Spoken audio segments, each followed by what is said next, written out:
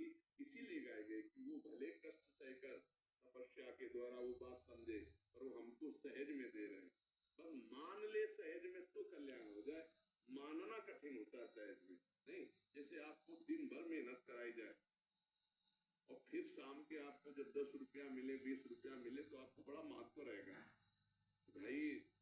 अब हम 8-10 घंटे मेहनत की तब ये 20 रुपया तुम इनको सहज मत समझो। लेकिन जब तुम 20 रुपया किसी को ऐसे दोगे तो उसने मेहनत की नहीं ना, तो 20 रुपये का महत्व नहीं समझेगा। ऐसे संतजन जो बोलते हैं वो उनके जीवन का सार है, पर हम लोग उसका महत्व उतना नहीं दे पाते जितना वो महत्व दिए।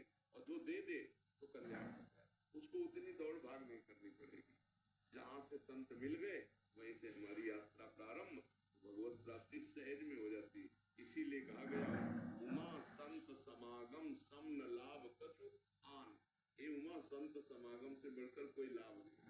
हमें ये लाभ लेने आए, ये संत भगवान के स्वरूप है, हमें लाभ देने के लिए स्वयं सब मेहनत करके, और हमको दे रहे हैं सहज में, बस हमको लेना है। हमको लेना भी नहीं आता, श्रद्धा विश्वास पूर्वक हम वो बात नहीं ले पाते, इसीलिए हमको फिर कष्ट सहना पड़ता है। क्या कष्ट सहना पड़ता है? दौड़ना पड़ता है, भागना पड़ता है। बात मान ले तो उतना कष्ट सहना थोड़ी पड़ेगा। जो एक बात के लिए कितना कष्ट सहे, वही बात हमको सहज में दे रहे हैं, भैया ऐसे कर लो, ऐसे तुम्हारा काम बन जाएगा। और बन जाएगा, आप देख लो मान करके बात। आप ये मत सोचो इन्होंने जितना कष्ट किया उतना कष्ट करेंगे तभी हमको वो बात सफल होगी, नहीं।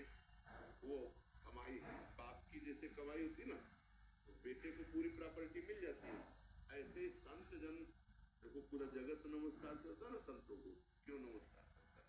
इसी बात के लिए कि जहां हम फंस गए, फेल हो गए, वहां तुम पास हो गए, और तुम अपने लिए कमा करके सब वस्तु सब हमारे लिए बांट दिए।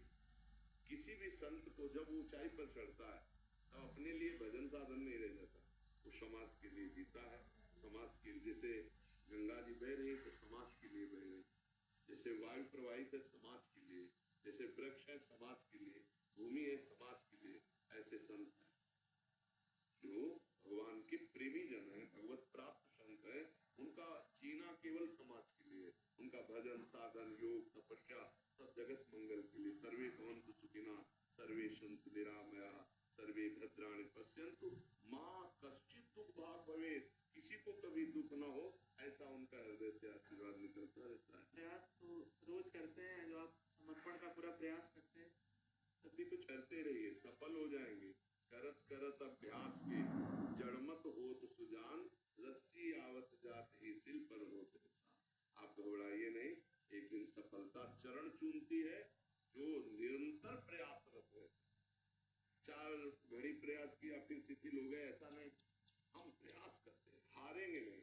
अंत में रात्रि में वही शंकराचार्य जी की 2 श्लोक की पंक्तियां हैं, जो मत्स्मम पापी नास्ति पापग्नि त्वत्समानहि एवं ज्ञात्वा महादेवी यथा योग्यम तथा गुरु के स्मरण। हाँ बढ़िया है।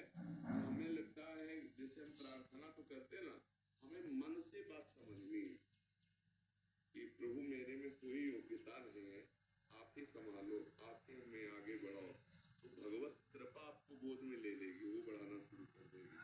साधक भ्रष्ट तभी होता है जब अहंकार होता है। साधक की साधना में बाधाएं तभी आती जब अहंकार होता है, और जब भगवान की आश्रित तो कृपा पात्र तो ऐसे निकल जाता है, कोई बाधाएं नहीं है। नहीं, जैसे कहीं चेकिंग हो रही हो और उस क्षेत्र का